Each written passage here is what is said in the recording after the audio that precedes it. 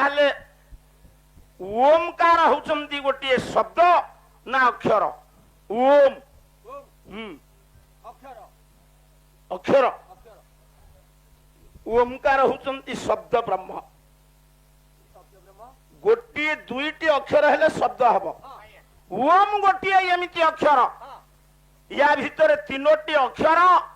गोटे मात्रा गोटे बिंदु सन्निविष्ट अ उ म तीन अक्षर सम्मिश्रण रे ऊपर रहिला अर्धमात्रा ता ऊपर बिंदु ये पांचटी कथा मिसिल हब ओम। अच्छा प्रथमे किए अ तू जेत बळे पाठ पढ़िबा को गलु तोर विद्या आरंभ हैला आमे समस्त कथा कहूछु आपण माने प्रथमे गुरुंक पाखकु गले गुरु कोन लिखि देले हळदी गुंड टिके मुंडरे मारिले मौसा षोडश संस्कार भितरे विद्या होची योग्य विद्या नथिले किछि करि हबनी विद्या होची महान धन। आज आमे गौड़पाटना मंच रे पाला गाइबु से टंका देबे तांको फंड रु किछि कमी जीवो तापर से भरणा करिवे हेले ये जो दुई दल पाला गायक जो पाठ आलोचना कले से कोन कमी जीवो कि आगे से वृद्धि हबो सेइथि पई जोगी भर्तृहरि कहिरे क्रोध वैवस्वत राजा कृष्णा बैतरणी नदी विद्या काम धेनु संतोष नंदन वन मु एतिकी बुझिछि जोगी भर्तृहरिंकर नंदन कानन कोउठी नाही मु काटी दउनी आपणकर मन भल नथिबो आपणक परिवार रे विशृंखला थिबो आपणकर चित्त चांचल्य थिबो जदि नंदन कानन रे आपनकु बुलेई दिया जाए आपण मानकु नंदन कानन सुख दबो नाही। आपणकर मन जदि भल थिबो आपण जदि हर्षोत्फुल्ल होइतिबे आपणकर मन जदि खुशी थिबो मशाणी भी तोते नंदन कानन रा आनंद दबो। हाँ तेणु करी आम शरीर भितरे जोगी भर्तृहरि कहले क्रोध होउची जम जम गोटे कोन चियार पकई कोड निश रखी बसिची ज कहले जन्म म कहले मरण मनीष जन्म थारु मरिबा पूर्व पर्यंत जो जातना भोगे से होउची जम आया कारण जातना कहारी की छाड़ीबनी ना रोग कहारी की छाड़ीबनी कष्ट कहा को छाड़ीबनी कोन पो बुझुचु जेउ कृष्ण भगवान एते बड़ आर्य समाज रो प्रतिष्ठाता कृष्ण होचंती संस्कारक आपण माने जानती कृष्ण होचंती सामंतवाद विरुद्ध रे लडुथिबा एक योग्य मानव भगवान रूप रे आसीतिले हेले केते पुओ झियो केते स्त्री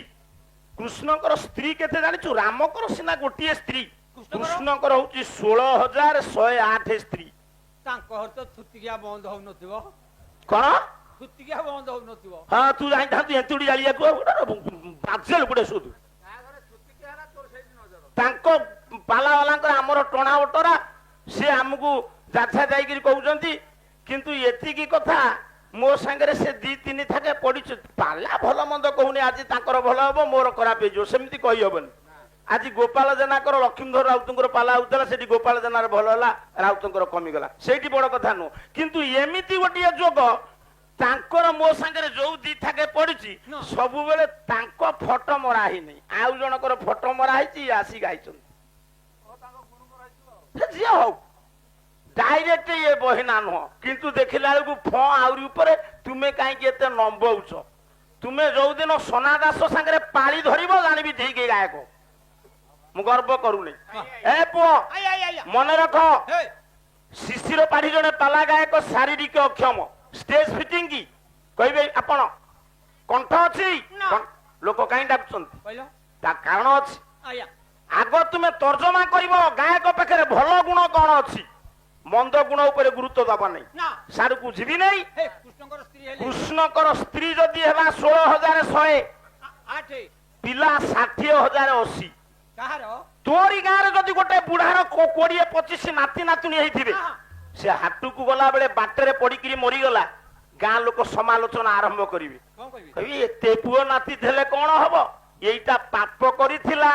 बाटरे पड़ी मला या पाटिरे टोपे के पानी देले ताहले आपण माने कहंतु कृष्णकर एता संसार एता पुओ झियो मोला बेले पाटिरे टोपे के पानी देइचंती देइचंती आगे ଯୋଉ ପାଣ୍ଡବ ମାନଙ୍କୁ ଏତେ ଶ୍ରଦ୍ଧା କରୁଥିଲେ ଭଲ ପାଇଥିଲେ ପାଣ୍ଡବ ମାନେ କୁହନ୍ତିନି ପାଣ୍ଡବ ପ୍ରିୟ ଦଣ୍ଡୁ ଛକି ଦୋଷେ ସ୍ୱାଧୀନତା ସଂଗ୍ରାମୀଙ୍କର ପଦ ଏ ବୀର ମାଟିରେ ପଡିବ ଚନ୍ଦନ ହଜୁରୀ ଓରଫ ସାକ୍ଷୀ ଖୁଣ୍ଟିଆ ଆଜ୍ଞା হ্যাঁ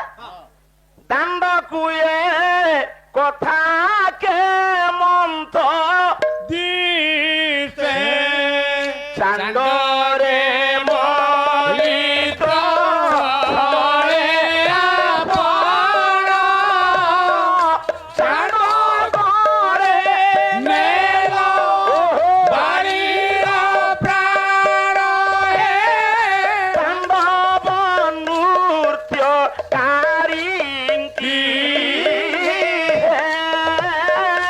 পাণ্ডব নৃত্য কারিঙ্কি আয় পণ্ড করি দেল বিষ্ণু ভক্ত মায়া লগাই দেই ফেরকি কাণ্ডব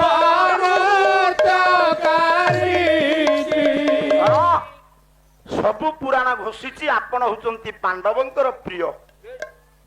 ମୋ ମା ମାନେ ଶୁଣ ମଣିଷର ମୃତ୍ୟୁ ସମୟ ସନ୍ନିକଟ ହେଲେ ଧୀରେ ଧୀରେ ମା ମାନେ ବୁଝ ଗୋଟିଏ ବୁଢା ମୃତ୍ୟୁ ଶଯ୍ୟାରେ ପଡିଥିବ ସେ ସଂସାର ପାଇଁ କେତେ କଣ କରିନଥିବ ପୁଅ ପାଇଁ ନାତି ପାଇଁ ନାତୁଣୀ ପାଇଁ କେତେ କଣ କରିନଥିବ ସମସ୍ତେ ତା ଚାରି ପାଖ ଯାକ ବେଢିଥିବେ ତା ପାଟିରେ ମୁନ୍ଦେ ମୁନ୍ଦେ ପାଣି ଦଉଥିବେ ନାଇଁ ଆଜ୍ଞା ନିର୍ମାଲ୍ୟ ଦଉଥିବେ ବୁଢା ଆଖି ବୁଝିବ ଗୋଟିଏ ପଦ କଥା କହି ଯାଉଛି ଆଜି ଶେଷ ରାତି ବୁଢା ପାଟିରେ ସମସ୍ତେ ପାଣି ଦେବେ ନାତି ଦବ ନାତୁଣୀ ଦବ ଝିଅ ଦବ ପୁଅ ଦବ ଭାଇ ଦବ ଭାଇ ବୋହୁ ଦବ ଚୁପ୍ ଭାଇ ବୋଉ କଣ ଦବ ରାପାଟି କନା କିନ୍ତୁ ଜଣେ ଦେଲେ ବୁଢା ମୁକ୍ତି ପାଇବ ମୁଁ ଜାଣିଛି ସିଏ ପୂର୍ବରୁ ପିଲାଦିନୁ ତା ଘରେ ନଥିଲା ନା ଯୋଉ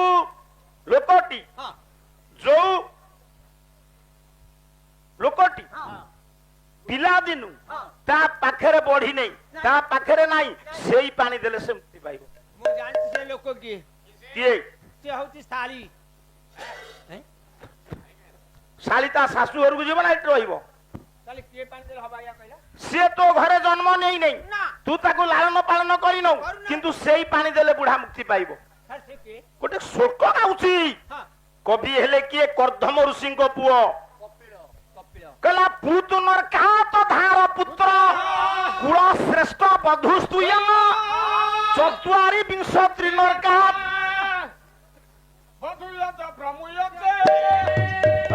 ତୁ ବସା ଘରକୁ ଚାଲେ ତତେ ଖାଇବି ଅଧା ତୁ ବୋଲିବୁ ନା କିଏ ବୋଲିବ ଆମର କଥା ଶୁଣିଥିଲା କି ନାହିଁ ବଧୁୟଙ୍କ ପ୍ରମୁଚ୍ୟତେ ଆଜ୍ଞା ର 84 ନରକରୁ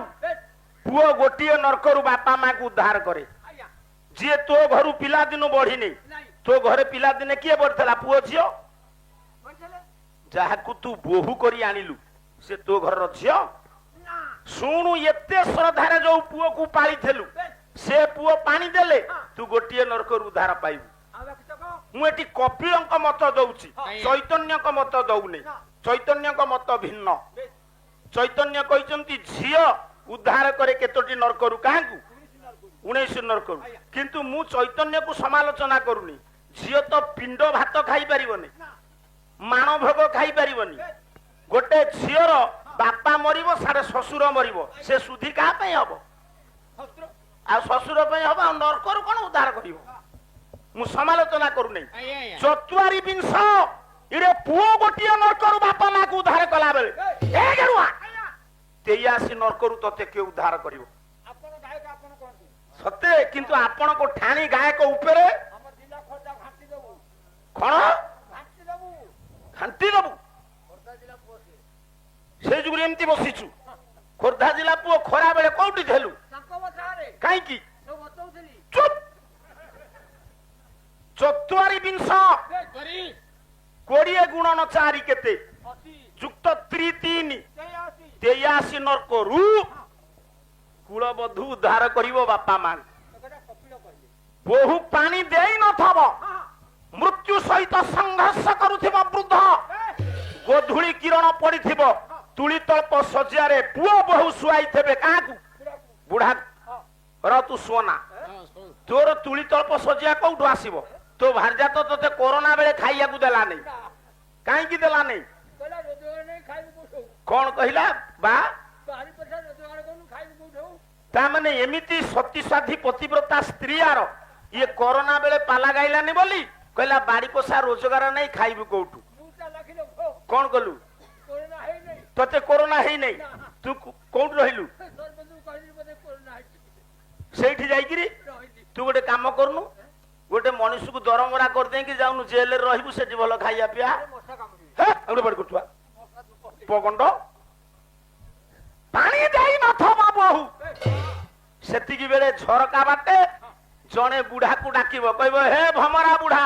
କି ଅମ ଗନ୍ଧର୍ବ ବୁଢା, ମତେ ମୋ ପାଉଣା ଦେଇ ଦେଇ ଯା। ଇରେ ତୁ ଆଖି ବୁଝିବୁ, ତୋ ବୋହୁ ପାଣି ଦବ,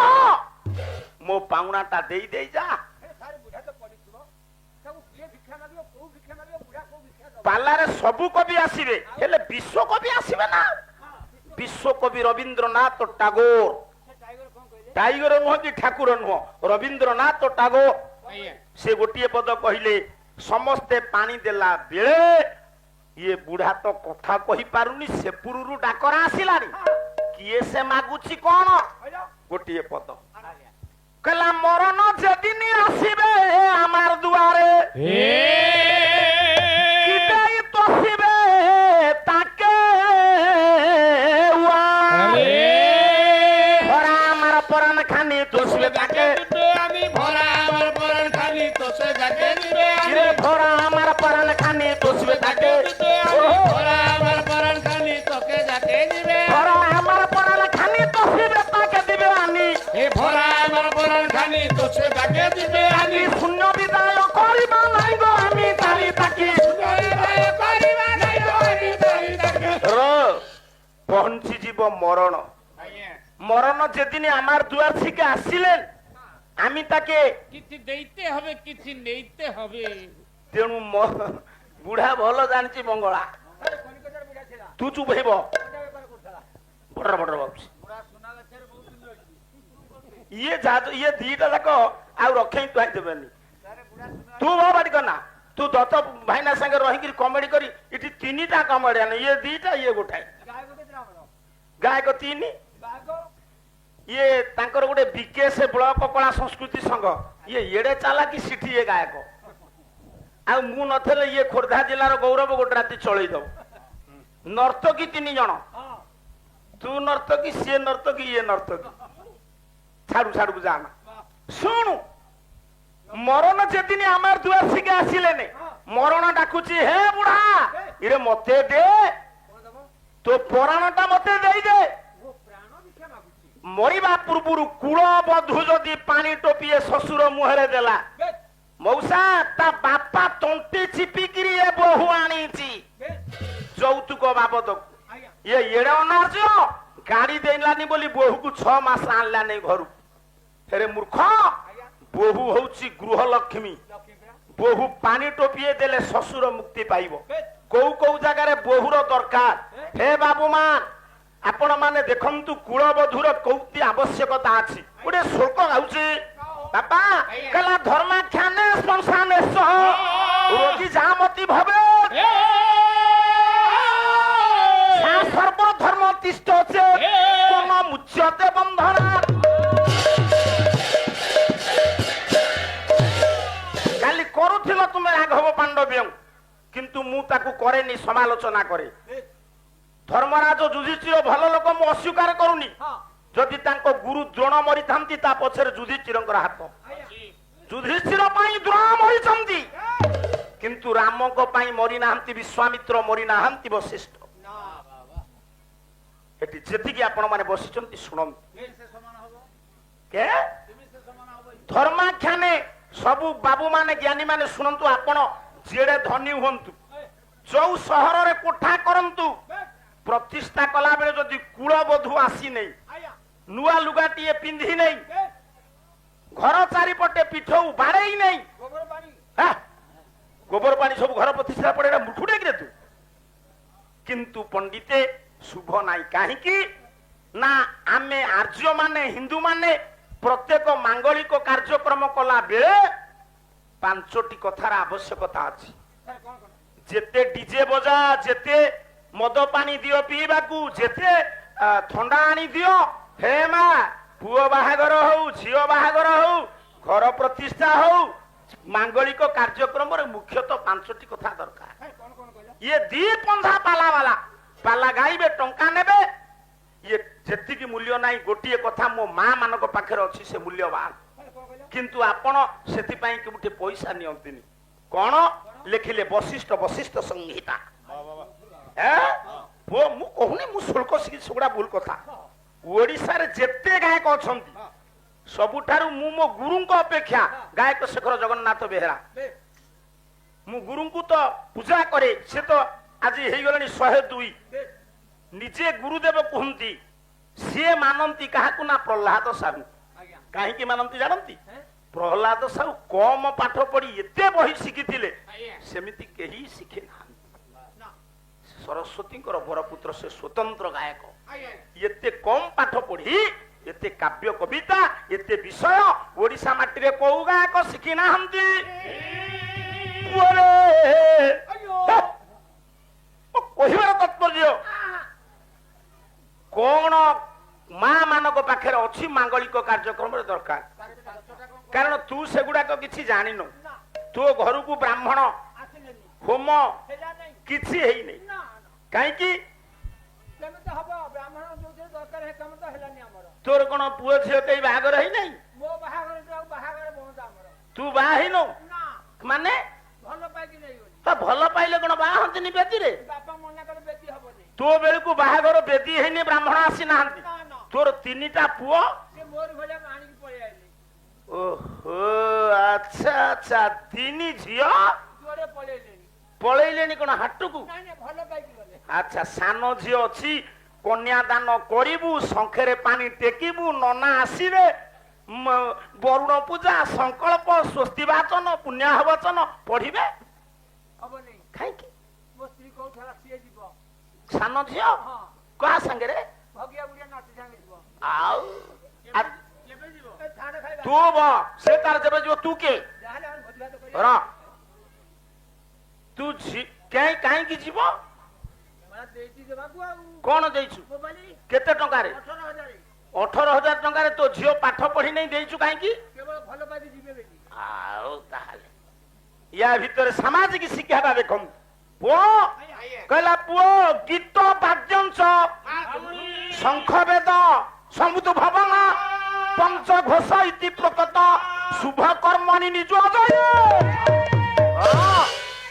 ପ୍ରତ୍ୟେକ ମାଙ୍ଗଳିକ କାର୍ଯ୍ୟକ୍ରମରେ ଗୀତ ବୋଲା ହୁଏ ବାହାଘର ଗୋଟେ ସ୍ୱତନ୍ତ୍ର ଗୀତ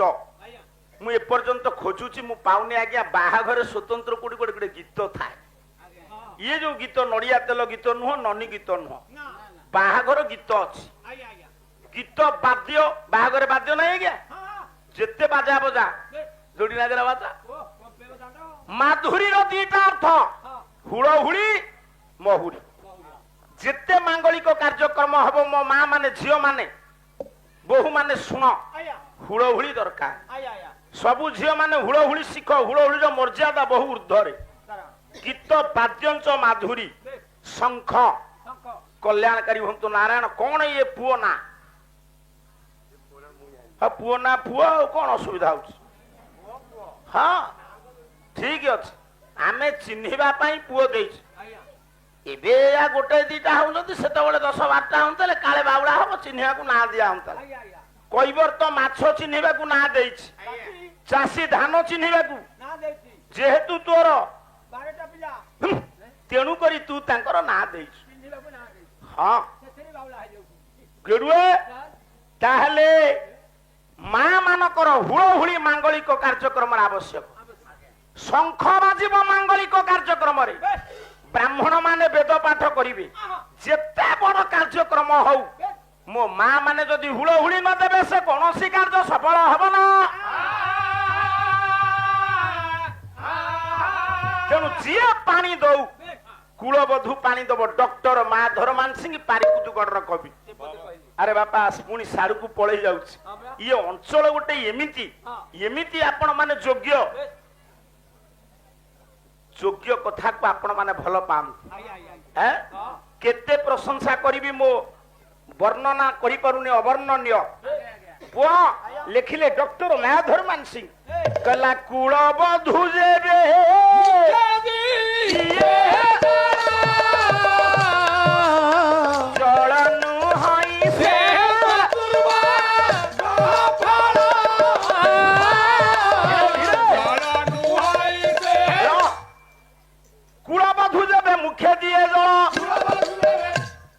ହାଉ ହାଉ ହଉଛି ହାଉ ହାଉ ହେଲେ ଭଲ ନୁହଁ।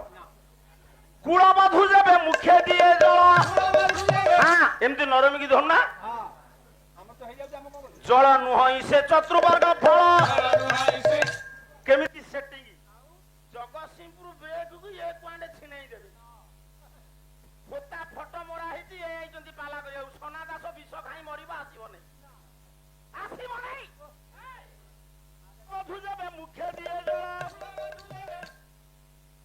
ଜଳ ନୁହଁ ସେ ଚତୁର୍ବର୍ଗ ଫଳ ତ ବହୁତ ପାଟିରେ ପାଣି ଦେଲେ ଚତୁର୍ବର୍ଗ ଫଳ ପାଇ କଣ ବୁଝୁଛୁ। ତେଣୁ ଆଉ ସାଡକୁ ଯିବି ନାହିଁ ମୋ ଜ୍ଞାନୀ ମାନେ ଗୁଣୀମାନ